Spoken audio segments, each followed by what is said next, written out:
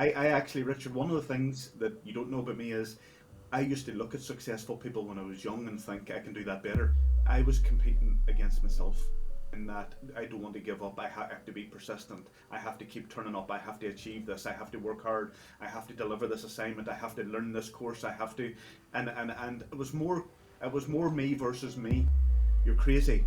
Nobody in my family's ever been to university.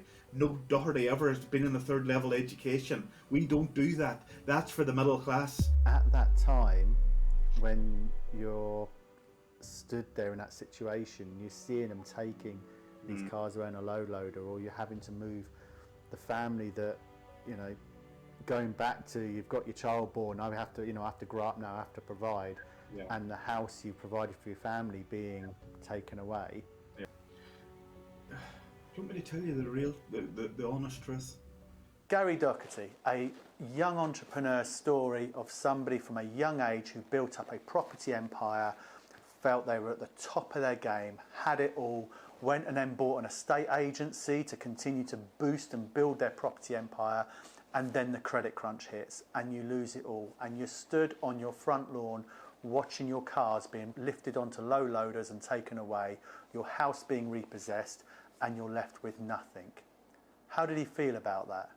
What drives him to carry on and start again? This is Gary Doherty's story.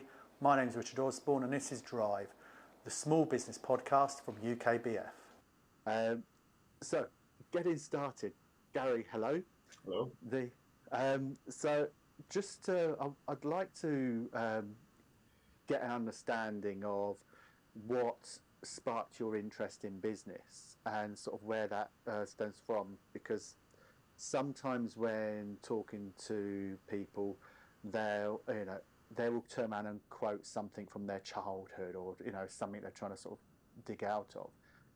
But I imagine you started somewhere after that, because you had a stable upbringing, if I understand correctly.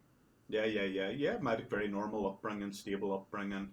Sister, mother, father, both worked. 9 to 5. Nothing dramatic happening, thank God, and so on and so forth. I suppose when my mind started to open up, that led me into business was when I became a father. Was when Yeah. was when I became a father, and I'm going to say probably grew up overnight, and I started to think that I need to. At that stage, I wasn't thinking business, but what I was thinking was I need to maximize my potential, uh, in terms of earning potential to provide for a family. So, because I had been brought up from a father who's very hard working, that said, get a job, X amount of pounds, stay in it for life, and provide for your family. So I started to think I need to start doing this, and that was when my mind opened up, which actually led me to Right. business. So it was really then. But what actually led me to business was more working in retail and meeting people like property investors, entrepreneurs, local business owners, and that's where it actually sort of started to materialize. If that makes sense. That intrigued me when I read that, because you was a sales manager in a retail store, sort of selling sort of the white kitchen goods and sort of Yeah. utilities like that, and you met somebody who ran an estate agency. Is that right? Yeah, that's right. I met him. He was in and out regularly buying white goods for rental properties and so on and so forth. And at that time, it was about 2006-ish, 2005, 2004 maybe at that time. And the property boom, if you can recall, at that stage, the property Yeah. was through the roof, and there was 100% mortgages, and banks were throwing money, and properties were flipping and turning over and making a lot of money. And as I said, my mind had been triggered to maximize my potential before that. And when I started to see, I suppose subconsciously I was open to opportunity. And then when I Yeah. started to see this property game, and I started to see it seemed like little risk. Sure, you're getting 100% of, you can get a 100% mortgage, Gary, for a house that's going to be worth 50K more in 6 months. Right? Okay. Why is everybody not doing this? And So this you So know. the guy you met when he was doing this, presumably he was dealing with rental property Yeah, and buying products yeah, and sort of that would furnish that property, and you obviously built up a relationship with this guy. yeah, I'm interpreting from what you're saying that he was sort of sharing like what's going on, and yeah, literally this is like a gold mine kind of environment yeah, where people are making a lot of money. Then yeah, the I mean, I remember, we all remember that time you'd buy a house, you'd live in there for a couple of years, and all of a sudden you've made tens of thousands of pounds that you put down, and people were moving through there.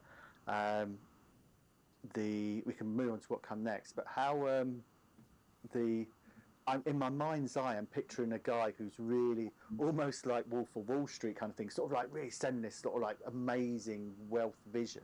yeah. Is that a pretty accurate picture? Semi, yeah. It's like very quickly. I had bought my own house a year prior to that. I had bought my first home, and I had aspirations to move to a bigger and better and nicer and fresher and newer property. So I suppose that all materialized at that time when I was in that mindset to move up the property ladder again. As I was moving up the property ladder, I was also acquiring buy-to-lets. So I was Yeah. sort of growing in the two areas at the same time, and yeah, I was very very hungry for that. Within 36 months, acquired. I had a partner then came on board after a few, but after about 36 months, we maybe had 30 plus properties. Wow, so that's a pretty rapid growth at that point. Mm, And to coin a phrase, you'd become a property entrepreneur in your own right at yeah, there, yeah, and you bought the estate agency from this guy. yeah. And looking back, it was no regrets, but it was a bad decision, of course, bad business decision. But it ultimately led to better things for me, and a better place, and a better outlook in life, and a better comeback, and so on and so forth. So it was all for a reason. However, looking at that decision singularly, it was a poor business decision because that nothing lasts forever. Everything has a Yeah, cycle. That now we know these things. Even life has a cycle. We come and we go, and nobody could see when the property was going to go off the edge of the cliff and go this way. So, but the guy we're talking about intuitively must have seen his sales dropping and seen different signs and decided to get out, which was quite clever.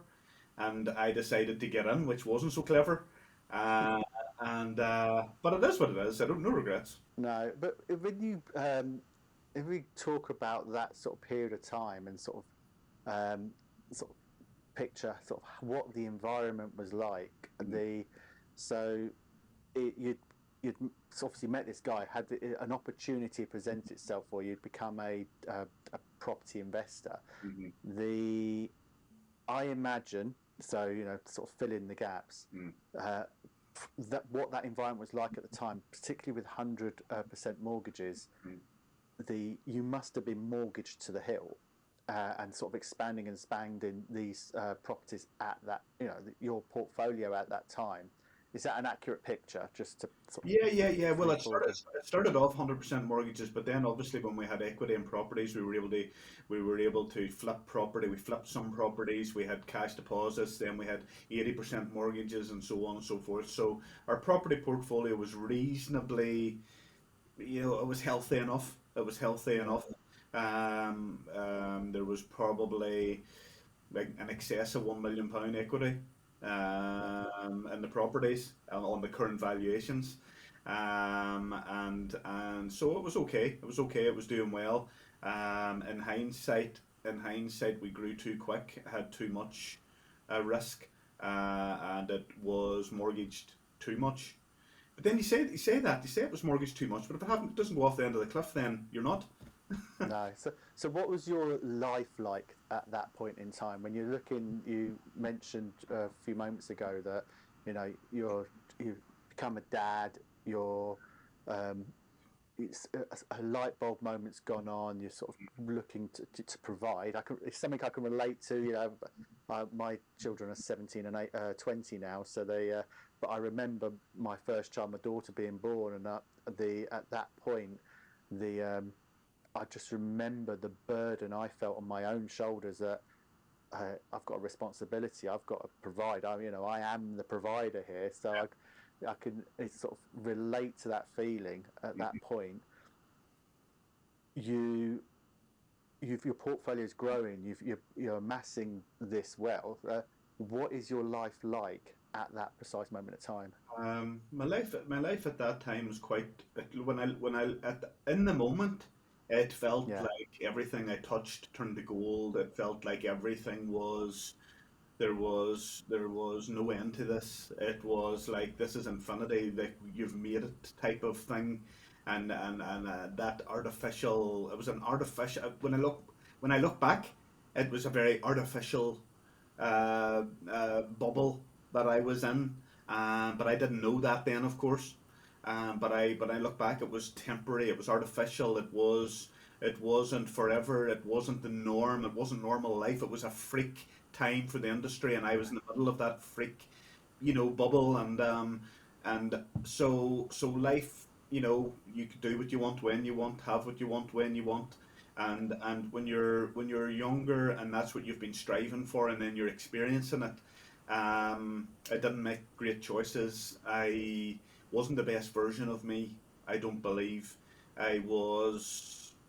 I probably developed a bit of chip on my shoulder. I didn't need help.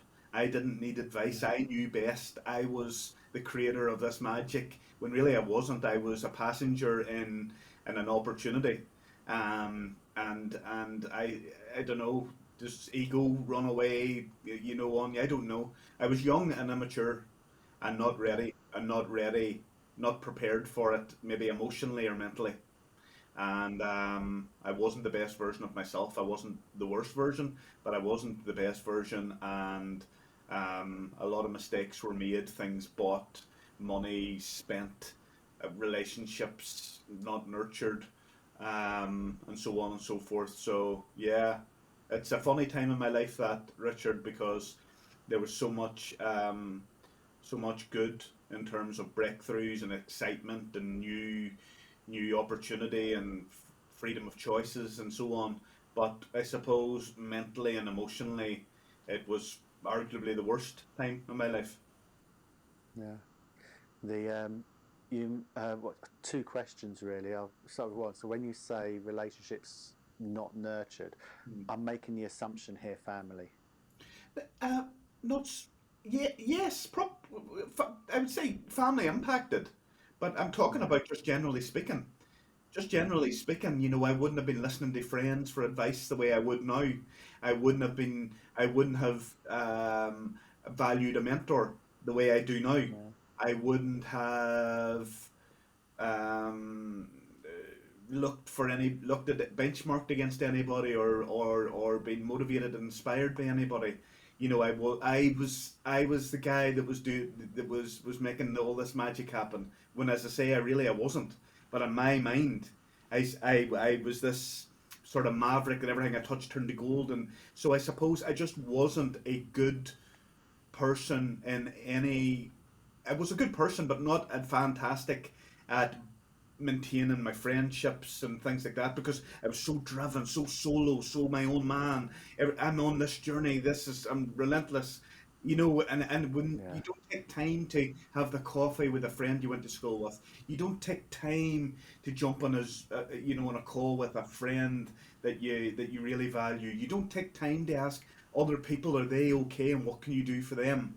I wasn't enriching in other people's lives the same as I do now. So you've reached that stage. Yeah. You've amassed this wealth. You've got this lifestyle. You hindsight's a wonderful thing, and you say in hindsight, perhaps buying the estate agency wasn't the Yeah. best maneuver, but you acquired another business as well. So you've literally expanding your empire, Mm. and then a period of time which we all remember hit, where the credit crunch hit, lots of toxic debt, crashed the economy. Um, what happened for you? I was spending money like nobody's business. It was always, I had to have the next deal to top up positive cash flow that wasn't tied up in property. So I was spending frivolously all the time. And when you're not liquid cash rich for a rainy day, when that day comes and then you have to move a property on to raise money, but yet that property's dropped in value and it's now in negative equity, then you have a problem. Yeah, Then multiply that by 30 odd properties, you have a big problem. And that's where I found myself. And the next deal's not coming. The next deal's not coming. The tap's off, and you haven't accumulated any savings, you haven't invested, you haven't spent wisely, you haven't multiple streams of income, which we all know to be so important now. And so, yeah, it was just a time where the best way I could describe it to you is the switch went off, the tap turned off, the well was dry, and it was a case of damage limitation at that stage. and what did that look like? Damage limitation. Damage limitation looked like, firstly, asking for help that I hadn't Yeah, asked as I said, I knew everything. I knew best, of course. When you're doing so well, why do you need to ask for help? You should, you are the help. And so I went back to my father. What will I do? And we went to an insolvency solicitor, and we looked at everything and looked at the landscape and decided that was the best course of action. So we went through an insolvency procedure in which materialized in August 2009, and that materialized in uh, properties going back to the lenders. It materialized in my own home being taken off me. It materialized in 3, 4 cars in the driveway being taken away in low loaders. It materialized in entering into X, Y, and Z agreement in the attempt to pay, you know, some money off and hold on to some things, but ultimately everything went. Everything went in yeah. the end up. But I'm glad it did. I'm glad it did. I'm glad it did. The At that time when you're stood there in that situation, you're seeing them taking these Mm, cars around a low loader, or you're having to move the family that you know going back to you've got your child born. I have to I have to grow up now. I have to provide, yeah, and the house you provided for your family being taken away. yeah. The What did that feel like at that moment in time? Where was your mindset? Do you want me to tell you the honest truth? Yeah, Relief. yeah, Relief. Because it was at that point, Richard, I realised the falseness and the artificial nature of what I'd accumulated. It wasn't forever. It couldn't be. It wasn't sustainable. It wasn't reoccurring sustainable income over time. I hadn't developed a business model like that. I was leveraging debt and banks' money left, right, and centre. And it wasn't, I hadn't the ability or the knowledge or the wisdom to use the money I made to create a space where I actually had real money and not debt I was leveraging left, right, and centre. So I had the ability to make money, but not use it wisely. So I felt relief was the first feeling, and the do you second one, think if you when you say relief, yeah. the do you think then that perhaps whilst you was on this journey previously, whether you felt it consciously or subconsciously, out of debt, out of your depth, to then have that feeling of relief afterwards, that the pressure that you may have not even realised you was feeling beforehand, you were now Mm. having lifted from you? Don't think out of depth wouldn't be the right thing. I think the terminology would be more about my own self worth. Yeah. Didn't feel worthy of maybe the success. You know, Okay. maybe like a self image issue, where it not about out of my depth. I felt very much like as I said, I felt I belonged there. I actually, Richard, one of the things that you don't know about me is I used to look at successful people when I was young and think I can do that better. Right. I used to see very successful people doing things, and it wasn't an ego thing at that age. It was just like, I can't believe they're so successful. Like, if I had that business, I would be doing this better and that better, and I would always see things inefficiencies and think I can do that much better. I know I can. So I felt I belonged at that success, or in terms of my ability, let's say. But and in terms of actually the relief, it was more maybe about a poor self-image, which goes deeper and goes into childhood, and it goes, even though I had a normal childhood, it wouldn't have been one with a high level of emotional intelligence, let's say. There wouldn't have been too many pats in the back. There wouldn't have been too many instances of instilling belief in you. So it was more that I was learning to believe in myself on the go, and at that moment, I still was on a journey of personal development, and I think it was a relief in that I knew I still had a lot of work to do on me as a person, as a human being. Okay. That's very self-aware. Yeah, Really, to a so point. that's where I was. The So when you're having these taken away, Mm. um, you got some advice from your father-in-law. Yeah, yeah, yeah. Some man. He's no longer with us, but he'll always be with us. You know, Yeah. he said to me, Gary, you have two choices. You can either basically sink or swim. You can squander the rest of your life, turn to drink and whatever. He said, or you can get he said the one thing that you're lacking is an education.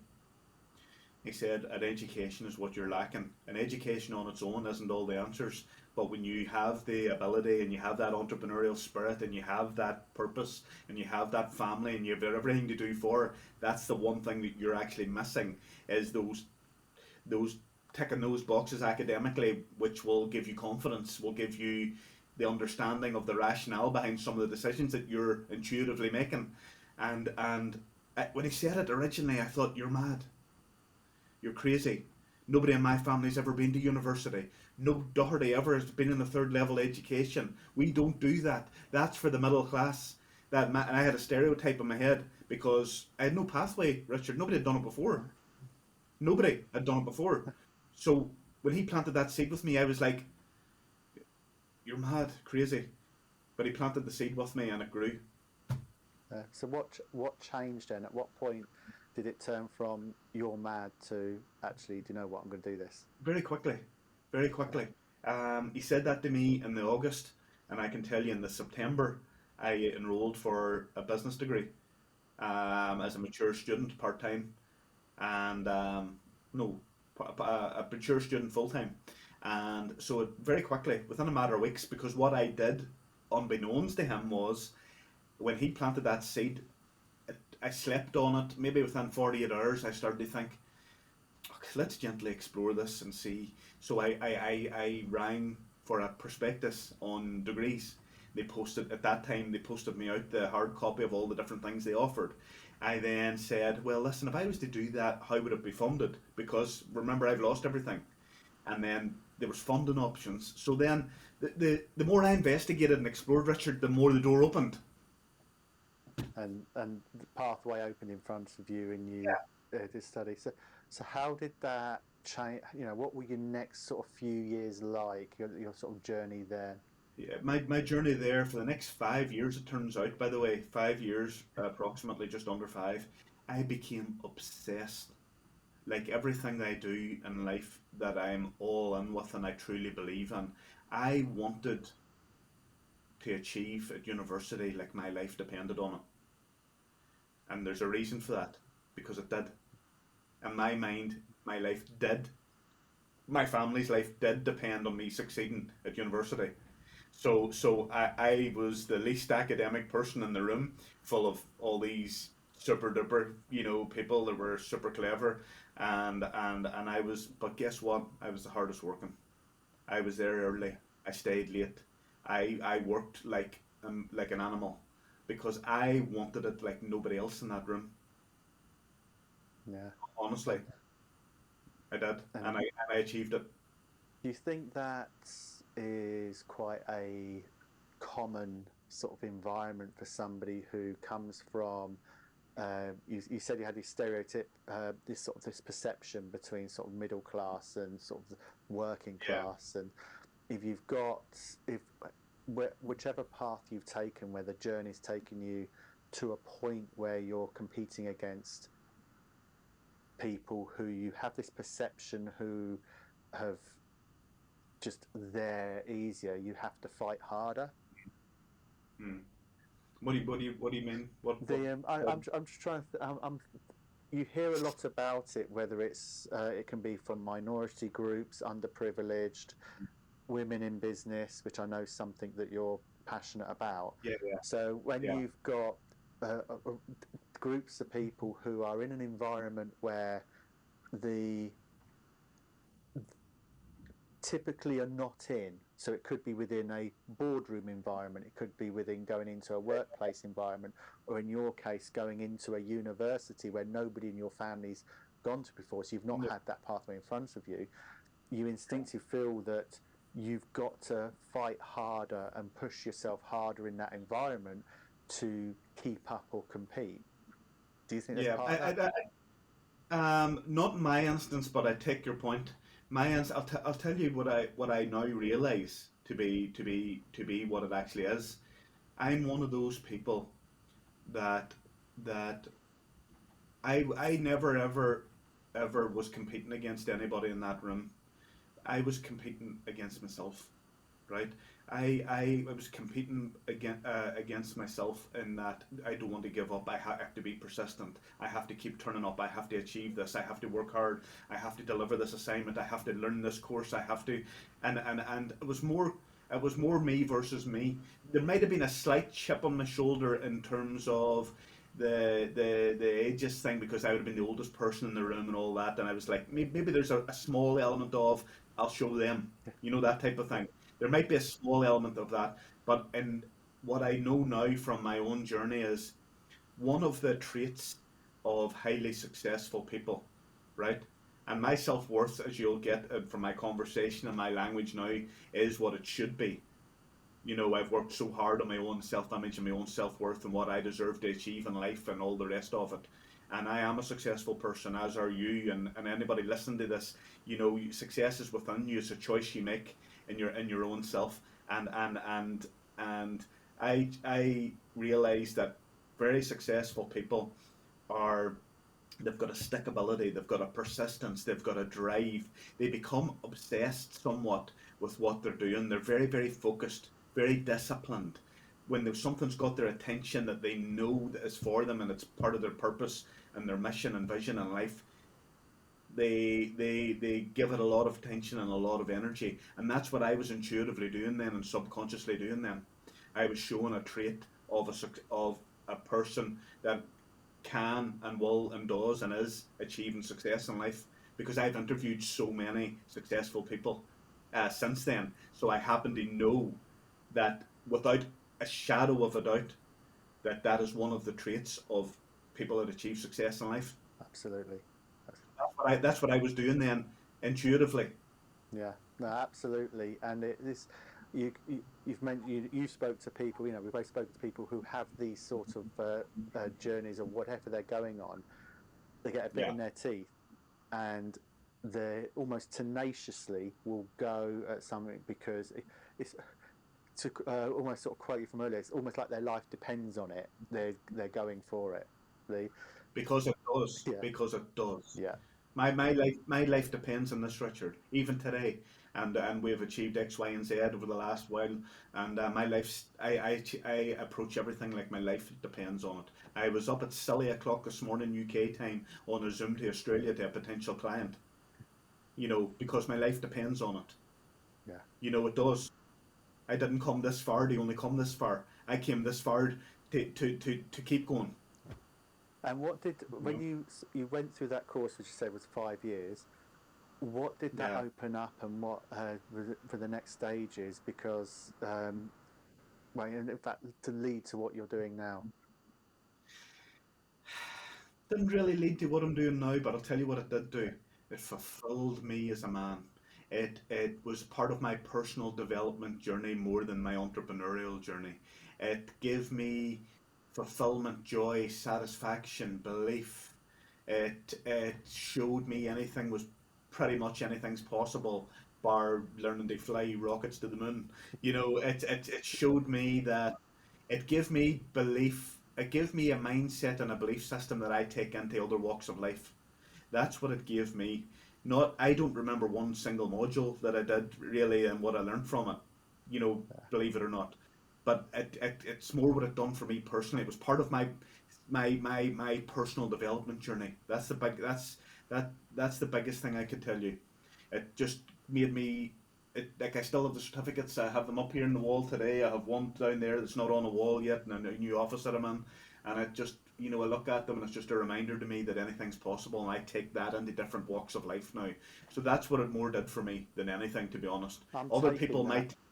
So I'm taking that as the the the success and win you needed. Definitely, definitely, definitely. I'm one of those people, Richard. I need, not even need, I want to be progressing all the time. I'm a lifelong learner. That's one of the things I've always been interested in the next thing, and the new thing. Even when lockdown happened, I did a Zoom crash course in the first week to learn how to do webinars and things very quickly, and then I did, and then people were paying me to show them. It was crazy, but I've always had that inquisitive mindset. Even when you were on Twitter talking about this, I reached out to you. Yeah. So it's that I've always had that. What's that? Could I add value there? And you never know who would listen to this that I would then connect with or help or support. And that mindset has served me well. Yeah.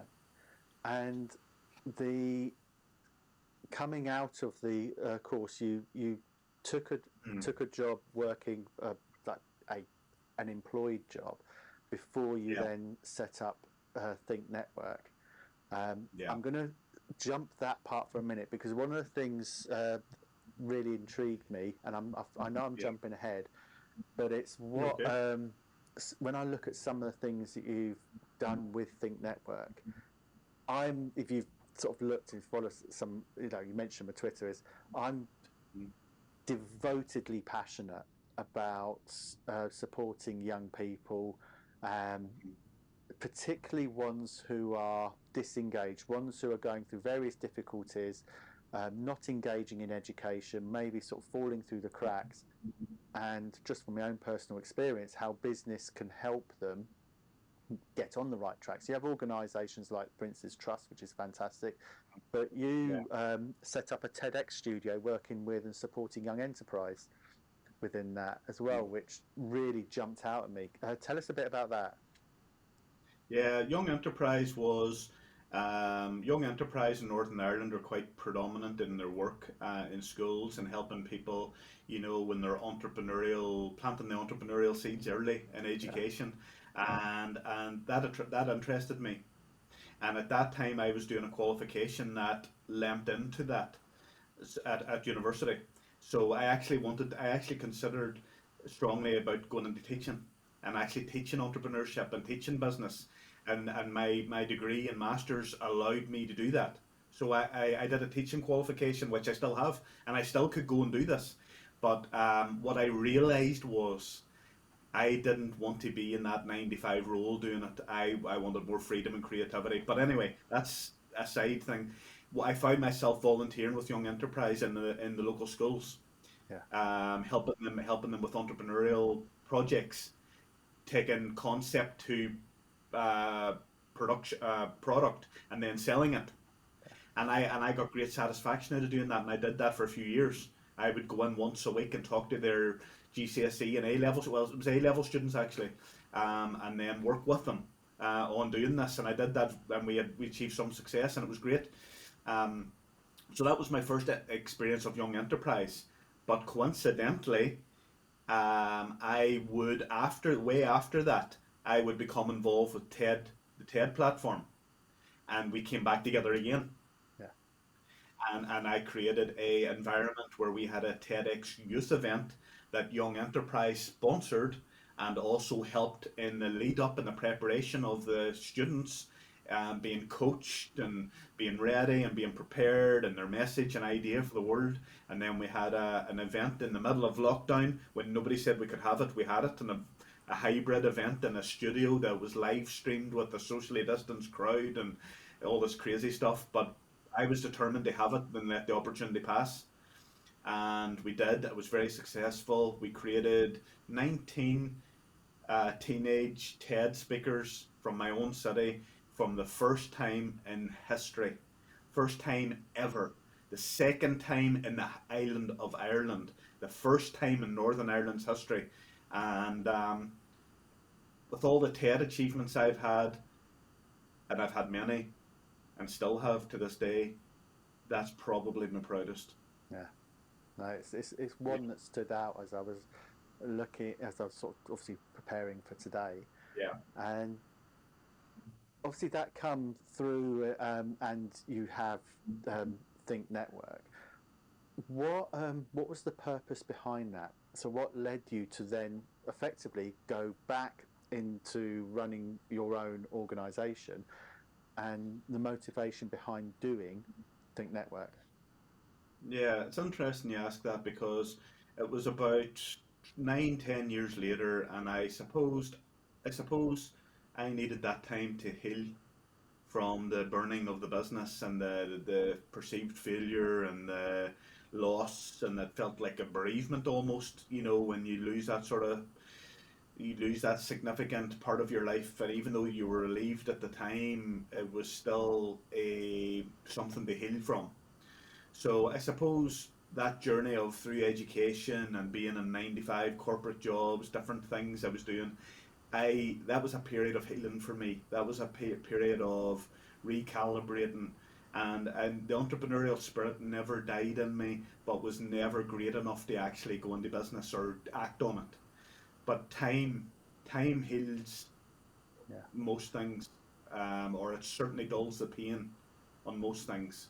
He, and I got to a stage I remember well, and I said this in a video that I've recorded to go out on my social media soon.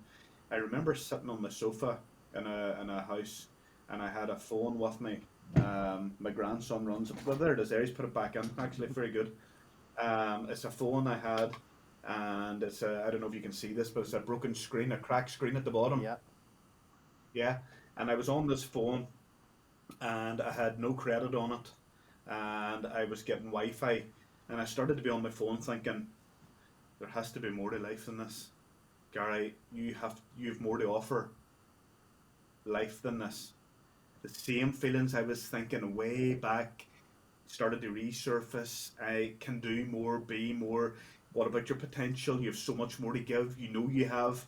I was nearly playing it safe for too long again, if that makes sense. I was working to get a wage where, because before there was so much uncertainty, and then you had no money and it dried up. So I was starting to, the timing was right for me again and all the rest of it. And I started to think, what is it? I started to think about what I wanted. And I wanted more to be around more like-minded people. I wanted to be elevated and supported by other people. I wanted an environment where other people could be elevated and supported by other people. I wanted to go to a motivational speaking event. And whilst that's relatively normal now, it wasn't then. When I googled that, there was none in Northern Ireland, ever, hardly. People did wee workshops here and there, but nothing like a Tony Robbins event or something that I had in my head. So I thought, I'm going to do this. And I started to think about my network, and that's where Think Network came up. I wanted people to think about the people that are of influence around them. Are they the right people? Are they people that are adding value to your life? Are they people that are lifting you? Are they people that are supporting you? Because they should be. And I started to create environments where those types of people came together, and we had motivational and inspirational speaking events. And that's how the ball started to roll. That's how it rolled, and that was about 4 years ago. And you've focused in particular, so we touched on it earlier, you focused on particular areas as well, which you're quite passionate about. So we mentioned sort of women in business, and you've used your network to elevate women within the business environment as well. Yeah, well, that grew into that more when when I had more of a platform to be able to do that. At the start, it was themed events like resilience. Yeah. It was very much what I wanted, what I needed. Yeah. I was providing for myself and for other people then, and it sort of grew. It grew out of necessity and out of, it's what I wanted to see in the world. I love that because that is exactly how UK Business Forum started. If I go back Hmm. to February 2003, I was sat in a kitchen on a little kitchen table that was probably no bigger than this, a little two up, two down in Luton. I was living and I had a toddler daughter, and I was just like, what am I doing? Literally, I'm like so hand to mouth. I'm trying to keep the business going and going. Yeah, I've got a child. Um, my wife's supporting me being a business owner, and shit, have I made the right decision here? Do I need to get a job or something? Because and I had nobody around me to talk, so I just put up this website, just an online forum, because that's what things were. You know, we didn't have the social media back then that we do now. And suddenly there was hundreds, then there were thousands, then there were tens of thousands of people who were all in the same boat. And hmm, for me, I just put it online back then, but creating an environment that started because of how I felt and how what I needed. And exactly yeah, as you say there, as soon as you reach out, as soon as you start talking, sort of having I'd almost say being brave enough to go out and just say me, um, you find there are so many other people that are in that same situation, and when you can come together and support each other, exactly as you describe in there, it's yeah. fantastic. And when you're doing things like that, Richard, when you're doing it with so much passion and love and vigor, Yeah. because this is coming from deep inside you to do it. So you're not doing it just like another like an income stream. Like say for example, like that you've just decided to endeavor into. This is like something you're really passionate about. Your purpose. You found your purpose and your calling, and then when you can monetize that, you're not living your dream. You're living your reality. Yeah. You're living your dream and your reality at the one time, and that's where I find myself in today. Yeah. And so as it continues from there, where are things now for you? Well, where things now are, we have the business has evolved. We have many products, services, and offerings. We started off as a free event with 21 people that turned up. Now we still do sporadic events, but they're more just feel good PR relevancy sort of events. It's like I do them to be still seen and heard myself. Whereas before they were part of the business model. I don't do them to make money now. We do them to serve and to add value in our country, and we do them two, three, four times a year. Um, but the business very quickly evolved into the ambitious people, or the people that wanted to grow and develop, wanted to be seen and heard, and we developed a PR company to help them be seen and heard. And now I put ambitious individuals, quite often with a purpose bigger than self, greater than self, like myself, into global media publications on a monthly basis, and we're growing at a rapid rate. Thank God. Okay. And um, and this is more for you, so where are you heading? What's the destination for you? Good question. Good question. I don't even know. No. I don't even know, and I don't want to know. Where's the fun in that?